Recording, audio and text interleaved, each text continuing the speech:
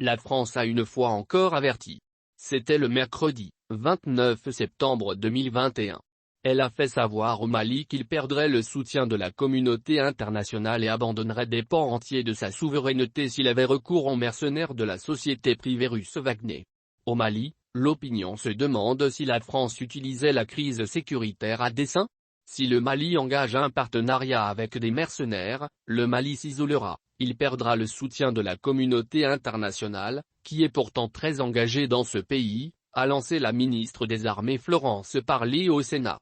Il abandonnera des pans entiers de sa souveraineté, il suffit de regarder ce qu'il se passe en République centrafricaine aujourd'hui, et loin de diversifier ses partenariats, s'enfermera dans un tête-à-tête avec une société de mercenaires, a-t-elle ajouté. Des propos que certains observateurs jugent menaçants et dangereux pour un pays souverain. Depuis l'annonce de la nouvelle, une campagne d'intoxication et de chantage a été déclenchée par des médias français et leurs autorités dont ils connaissent l'objectif visé. Selon la France, des membres de la société Wagner sont présents, notamment en Libye et en Centrafrique, où ils font l'objet d'accusations d'exaction. La France avait déjà averti Bamako qu'une implication du groupe serait incompatible avec sa présence militaire et celle d'autres pays et organisations internationales. Pour nous, les choses sont claires, il n'est pas possible de cohabiter avec des mercenaires, a réitéré la ministre des Armées. Elle s'est une nouvelle fois insurgée contre les propos du Premier ministre malien, Choguel Kokala Maïga, qui a accusé samedi à l'ONU la France d'un abandon en plein vol avec la réorganisation de sa présence militaire au Sahel, justifiant ainsi les discussions avec le groupe Wagner.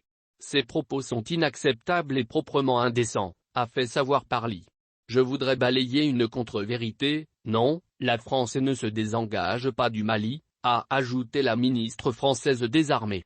Il est tout à fait scandaleux de faire croire au monde entier que la France s'en va. La France a entrepris en juin de réorganiser son dispositif militaire au Sahel, en quittant notamment les bases les plus au nord du Mali, Kidal, Tombouctou et Tessali, et en prévoyant de réduire ses effectifs dans la région d'ici à 2023 à 2.503.000 hommes, contre plus de 5000 aujourd'hui. Faire croire qu'il serait normal d'appeler au chevet du Mali un groupe de mercenaires sous prétexte que nous rendons aux Maliens 3 bases militaires dans le nord, ça, c'est de la mauvaise foi, a asséné Florence Parly. Le sénateur Alain Joyandet, Les Républicains, opposition, tirant un parallèle avec l'Afghanistan où le retrait des Américains a conduit au retour des talibans, a exhorté la France à rester au Sahel. Beaucoup sont morts pour notre liberté. Faisons en sorte qu'ils ne soient pas morts pour rien et c'est un peu le sentiment que j'ai en regardant ce qu'il s'est passé en Afghanistan. Quel gâchis, a-t-il dit. Ne partons pas du Sahel.